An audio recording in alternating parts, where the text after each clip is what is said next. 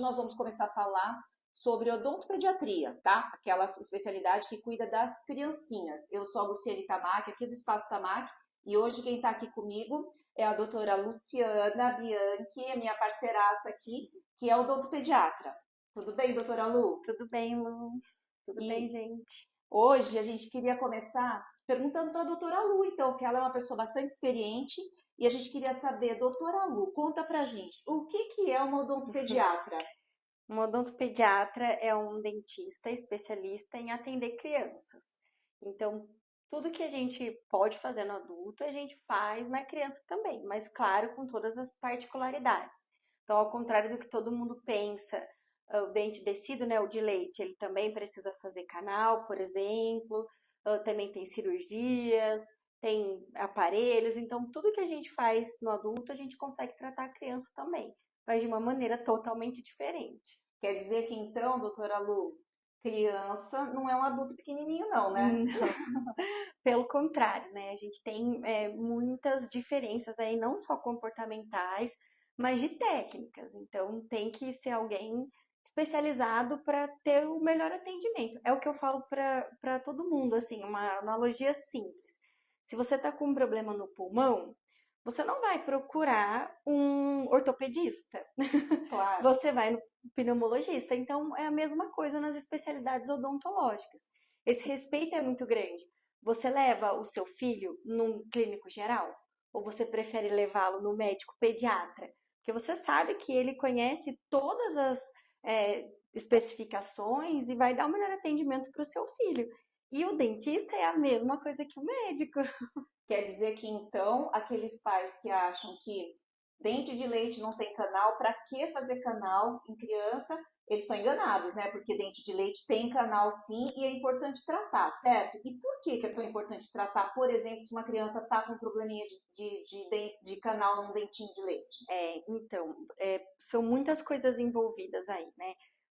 Só para você ter uma ideia, assim, eu conto tudo isso na nossa primeira consulta. É uma consulta bem completa, porque eu gosto de dar a maior parte das informações para os pais, porque quando a gente está consciente, tem as informações, é muito mais fácil da gente aderir ao tratamento e fazer as coisas mais certinho em casa.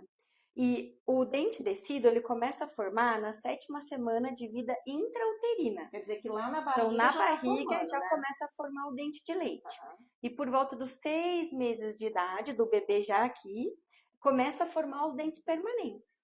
Então, se a gente for tirar uma radiografia de um bebê, a gente vai ver os dentes de leite em formação e os permanentes em baixa em formação Tudo lá também. dentro do ossinho da boca, né? Isso. Aham. E a relação deles é muito próxima. Então, o dente de leite às vezes está aqui pela frente, o permanente por trás, ou se o dente de leite tem mais raízes, o permanente começa a formar entre as raízes.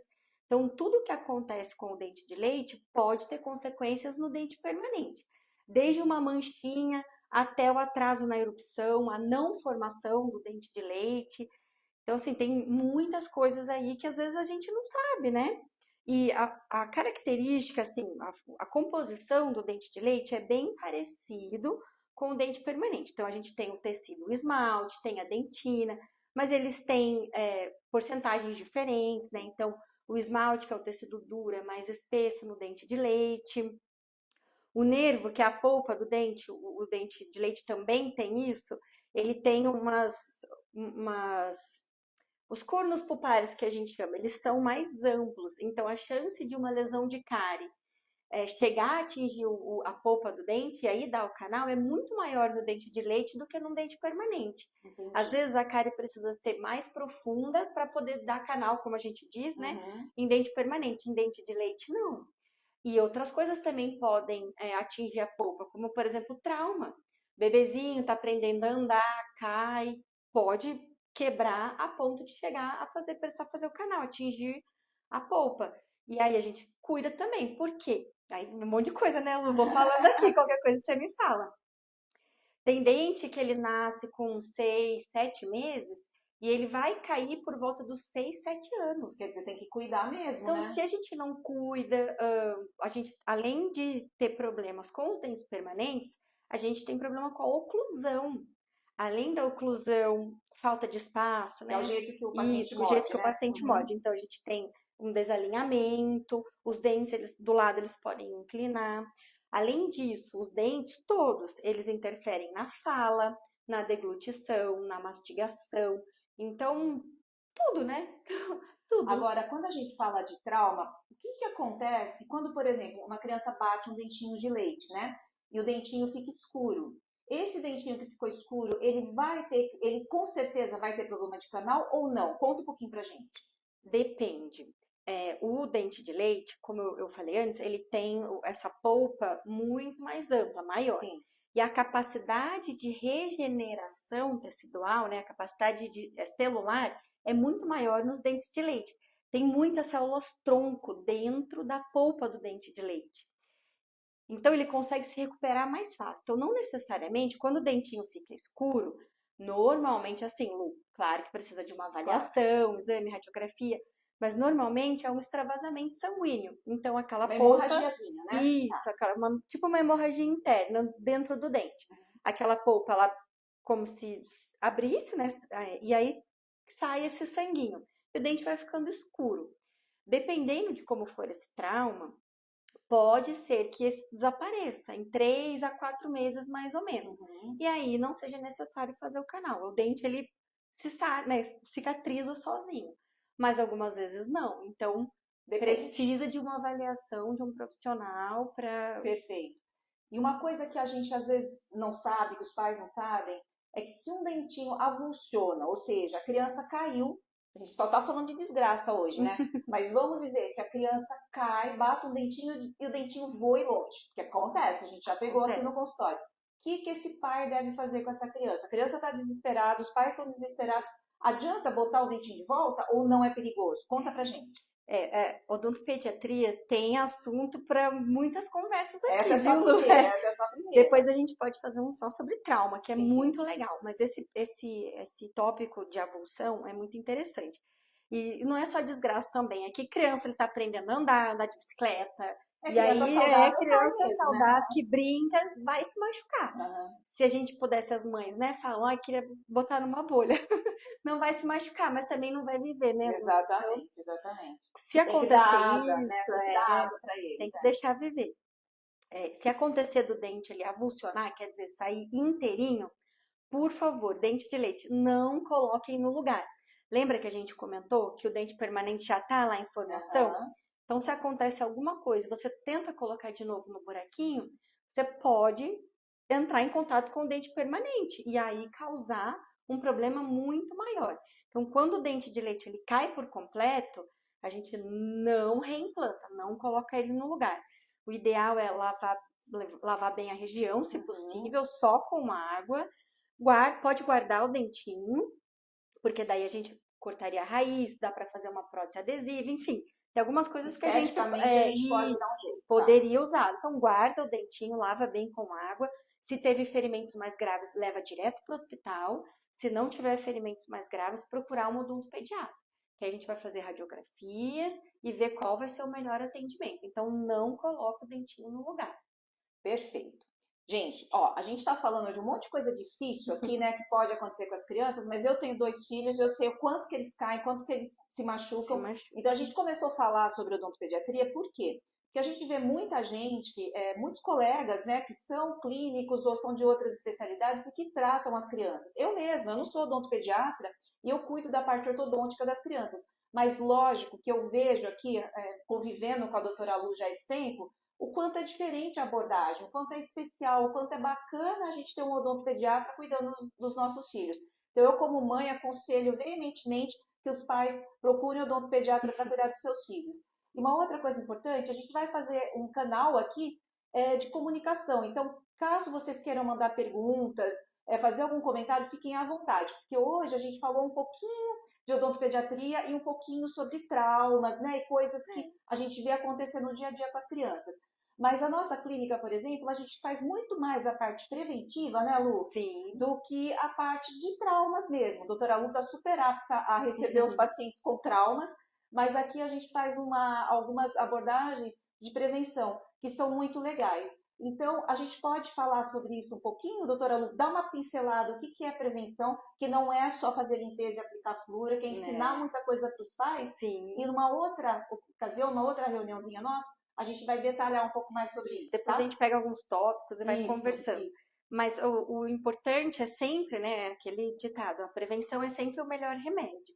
E só para pincelar um pouquinho do que você falou, Lu, essa é a diferença do odontopediatra, né? A gente tem toda essa técnica de manejo, de comportamento e todas essas orientações iniciais. Então, qual que é o ideal, que é o que a gente tenta fazer da melhor maneira aqui, né?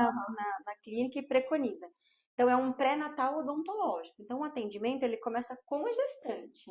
Então, a gente faz todas as orientações relacionadas à formação dos dentes de leite, que eu falei super pouquinho aqui, mas tem muita informação. Então, a gente passa toda essa informação para a mãe e para o pai, que é super bem-vindo na primeira consulta também, para ter todas essas informações. Então, a gente fala sobre a formação dos dentes descidos, sobre a amamentação, sobre dieta, porque, por exemplo, o paladar do bebê, ele é formado nos primeiros 1000 dias desse bebê. Então, conta desde a gestação até os 2 anos de idade. Poxa, então, a alimentação da gestante vai influenciar no paladar do bebê. Então. Interfere. Legal, né? Tem muitos estudos mostrando que se a gestante ela tem uma maior preferência por alimentos mais doces, o bebê ele tende a ter preferência por alimentos mais doces também. Então, e são estudos, comprovação científica.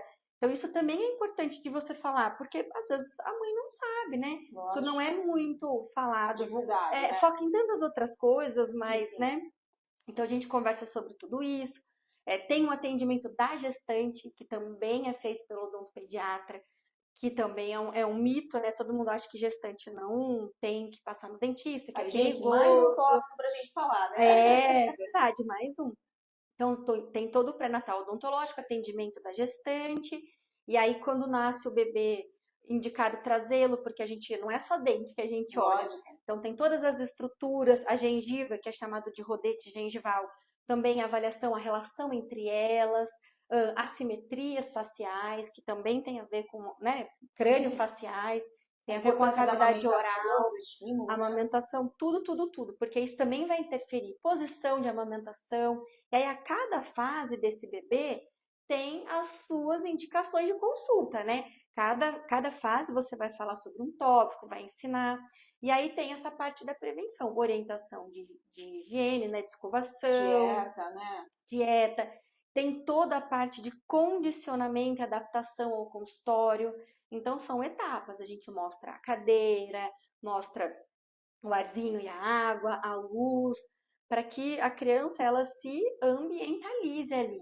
Porque o trauma, né, que muito adulto tem, vem dessa época, né, de criança, Sim. Porque as pessoas não sabem exatamente como lidar com tudo isso e acabam fazendo coisas que traumatizam as crianças. E o tratamento antes, Lu, ele era mais paliativo, era terapêutico. Então, você só ia ao dentista quando você tinha dor e os tratamentos eram mais invasivos antigamente. Então, fazia exo, né, tirava o dente.